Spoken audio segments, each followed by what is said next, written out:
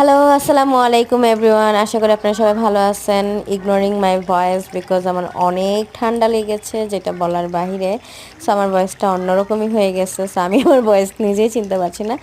আজকে আমার গরুর মাংস খেতে ইচ্ছা করছিল, সো আমি আজকে গরুর মাংস রান্না করলাম। আর ভাবলাম যে যেহেতু নতুন চ্যানেল খুলছে, আপনাদের সাথে একটু শেয়ার করা যাক, তার জন্য এসে পড়েছি। সো গরুর মাংস আমি আসলে বেশি পানি ছাড়া গরুর মাংস আর রান্না করা একদম আমি পানি দিই না। আমার পানি পছন্দ না গরুর মাংসতে। গরুর মাংসতে পানি দিলে আমার মনে হয় স্বাদটা একটু কম কম লাগে, কেন জানি আমি জানি এটা আমার সাইকোলজিক্যাল প্রবলেম। সো আমি জানি না। সো এখানে যে আমি পেঁয়াজ কাটা, তারপর আদা রসুন বাটা, এমন আমরা একসাথে আদা রসুন বেটে রাখি। এখানে হচ্ছে হলুদ দিলাম পরিমাণ মতো।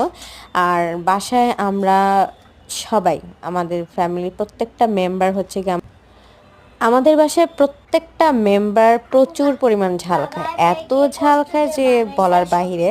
তো এখানে বাংলা লেখাগুলো আপনারা ইগনোর করবেন। আমি আসলে ভয়েস এডিটিং করার সময় মানে একটু উল্টাপাল্টা হয়েছিল, সো এখানে লেখাগুলো একটু ইগনোর করে যাবেন প্লিজ, ফরগেটিং। তো এখানে হচ্ছে সব ধরনের মশলা, যেগুলো আসলে গরুর মাংসতে রান্না করার মেন মেন মশলা থাকে, সো আমি সবগুলাই দিলাম। যেহেতু আমি রান্না আপনাদেরকে শিখাতে আসিনি, অ্যাকচুয়ালি আমি রান্না কিন্তু শিখাতে আসিনি, আমি যেমন করে রান্না করি সেটাই জাস্ট শেয়ার করতে আসলাম। সো আমি এভাবে হাতে ভালো করে মাখিয়ে ম্যারিনেট করে রেখে দিব জাস্ট আধা ঘন্টার মতো। তারপর আমি চুলার আঁচটা একটু কমিয়ে চুলায় বসিয়ে দেবো। একদম চুলার আঁচ বলতে গেলে আপনি একদম নিভু নিভু আঁচে রেখে দিব। তারপরে মানে রেখে দিলে আমার মনে হয় যে পানিটা অটোমেটিকলি মাংস থেকে ছেড়ে দেয়। দেখেন মাশাআল্লাহ কি সুন্দর একটা কালার আসছে। সো আমার কাছে এই জিনিসটা খুবই সুন্দর। আপনাদের কাছে কেমন লাগলো কমেন্টে জানাবেন। আর আমার কাছে তো দেখতে খুবই লোভনীয় লাগছে।